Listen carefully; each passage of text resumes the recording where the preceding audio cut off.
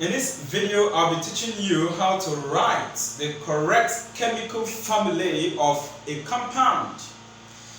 Like I stated in previous videos, this is extremely important, especially in the area of balancing chemical equation. When you start out balancing this equation, you should know how to correctly write the compound formed. Then you can now start talking about balancing the atoms, the number of molecules. So how do we do this? We're going to use the knowledge of valency. Remember, valency is the combining power of an atom. During combination, the number that the atom is going to use in combining with the other one. That's what we call valency. And so we're going to use the knowledge which we've explained in our previous video to see how we can correctly write the chemical formulae of compounds. There are some of these compounds, binary compounds actually, that I want us to deal with. When we talk about binary compounds, they are compounds that are made up of two elements. To start with, let's look into this very important compound. We have this in our house, water. Alright, so how do we write the chemical formulae of water? Chemical formulae of water.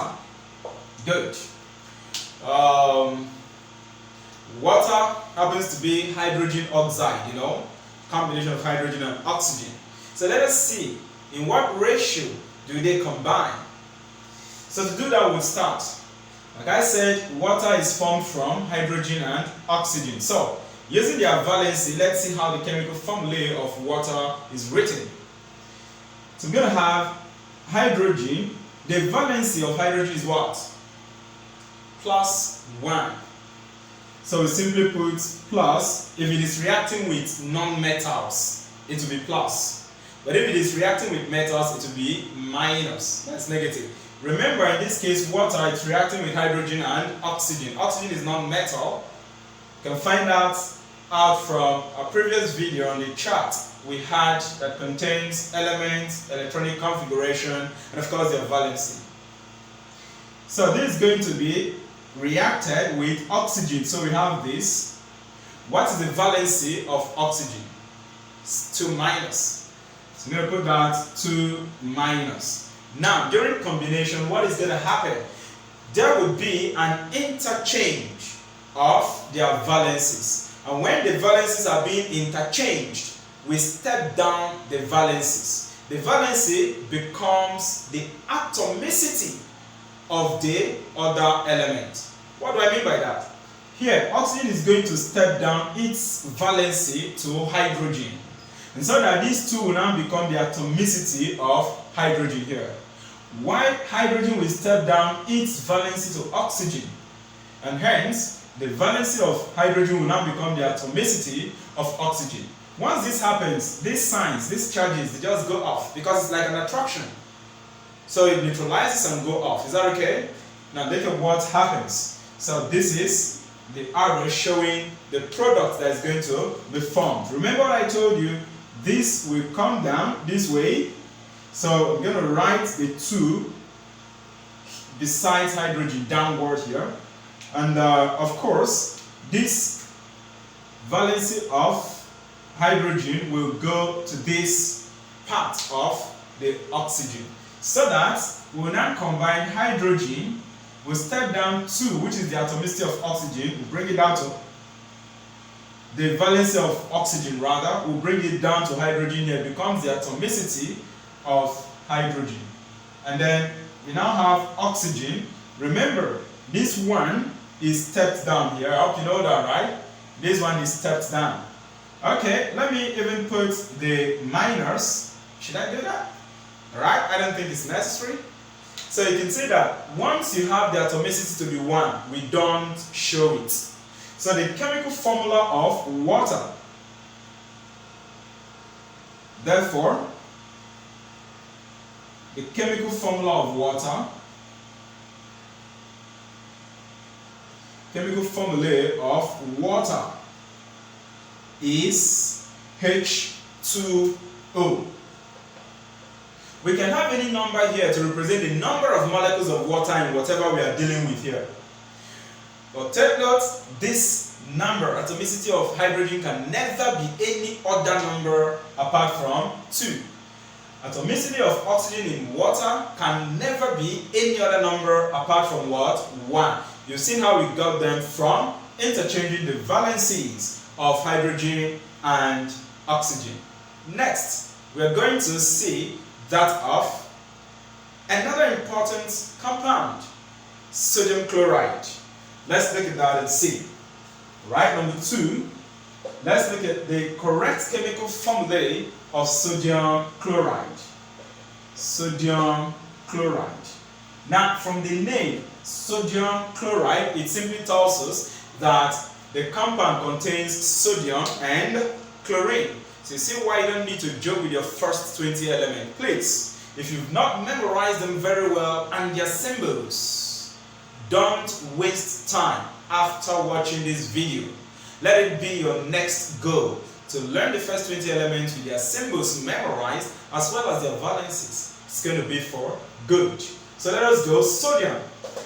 Sodium is Na. So let us write the valency of sodium. You know it's plus. Okay, now we are going to add it to chlorine. The valency of chlorine is minus. Alright, what happens? They are going to interchange. They will interchange their valencies. The valencies will become the atomicity of each of the elements. So you could see that. Now, let us see what the product is going to be. Sodium and chlorine will combine. You could see this is plus 1, this is minus 1. So they actually give each other 1, 1. And like I stated earlier, once it is 1 that is being interchanged, if you have atomicity of 1, you don't write it. So this is going to be sodium. We have atomicity 1 here, which came from chlorine. Then we have chlorine here, atomicity 1 here, which came from sodium. Now, as they attract, the charges neutralize. The charges will neutralize. So you have this compound, sodium chloride. So, dear friends, can you ever write sodium chloride as NaCl2? Is it possible? You can never do that. You can never do that. It's not correct. This is the correct formulae of sodium chloride. Now let us move on. Let us see that of calcium chloride now and see. Number 3. Chemical formulae of calcium chloride. Calcium chloride. Once again, from the name, you know that this compound will contain calcium and chlorine. So we go. We're going to write calcium. What is the valency of calcium? 2 plus. So we have this 2 plus. Now it's going to react with chlorine. What is the valency of chlorine? -1. The same thing will happen like I explained for water and sodium chloride. There's going to be an interchange of their valencies, where the valency steps down to become what? The atomicity of the other element. So we're going to have something like this. 1 will step down to calcium from chlorine. And then these 2 will be given to chlorine from calcium. So you could see now that this will now give us calcium. Chlorine gave atomicity of 1 to calcium, you know that. So there's going to be 1 here. No need of showing it. It's 1. So we know that we have 1 there. These 2 will be given to chlorine here. So you have Cl2. Cl2. So just imagine calcium chloride. Look at that of sodium chloride. There is no 2 here. Simply because the valencies of the 2 elements, they are 1, 1. So it's equal. If it is 2, 2, it's still equal. It cancels off, so you have 1 there. Now look at this case. Calcium is 2. Giving that 2 to this chlorine, you're going to have Cl2 here as the atomicity of chlorine in calcium chloride, while chlorine gives 1 to calcium. So, friends, can you ever see calcium chloride in this form? Calcium chloride, can it ever be written like this? CaCl. Never. Or maybe Ca2Cl. Never. Calcium chloride is always CaCl2. You could have any number of molecules here, no problem. But given this compound like this, apart from a number of molecules which you can attach to anything just before the compound or the element, apart from that, calcium chloride is always written like this, CaCl2. So starting from today, if you're balancing any chemical equation and you are to get calcium chloride, please remember this is what you write first before you now start balancing it. Let us look at that of magnesium oxide. Magnesium oxide, number 4. Magnesium oxide. Magnesium oxide. Magnesium oxide. Magnesium oxide. Take note, please. I didn't make this statement under that of sodium chloride and that of calcium chloride. I want to believe you know that this is the correct chemical formulae for this compound, just like I wrote for water. Alright, quickly, magnesium oxide contains magnesium and oxygen, so it's going to be magnesium. The valency is 2 plus, and then oxygen 2 minus. So when they combine and interchange their valencies, you can have something like this. Magnesium will give it 2 to oxygen. So you see we are going to have Mg. Now 2 is meant to be here. Are you following, right? And then oxygen 2 is also meant to be here. Now you have 2 here, you have 2 here. Those 2 will cancel out. Those 2 will do what? Cancel out.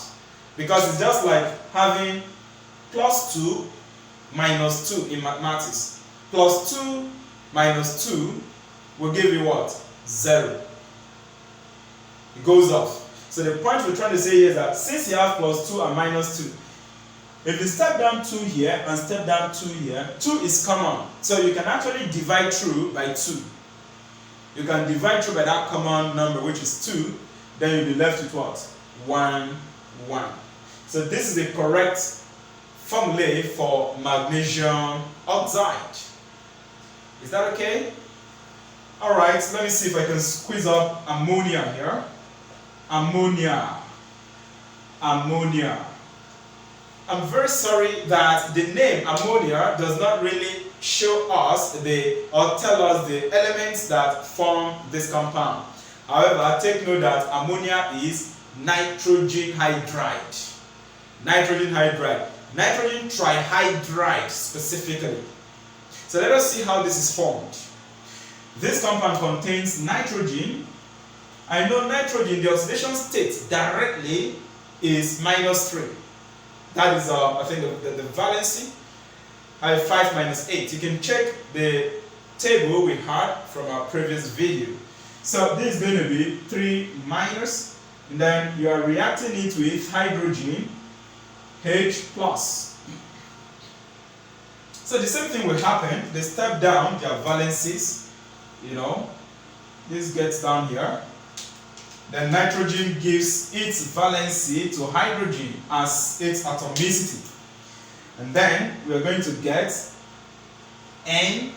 Take note that nitrogen received 1 from hydrogen as atomicity. So here at this point you have 1.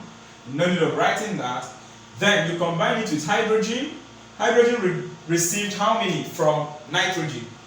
3 valencies of nitrogen, which comes down as atomicity. So ammonia is always written as NH3. You see ammonia anywhere, you see that's NH3. So these are the things you need to know. The knowledge of valency helps us to write the correct chemical formulae of a compound. With this, when balancing chemical equation, like I said, you won't have any issue writing the correct compound. It's when you are able to write a compound that will form before you can now start thinking of balancing it. So this is absolutely very important. In our next class, we are going to look at how to balance a chemical equation. Until then, Do have a wonderful time.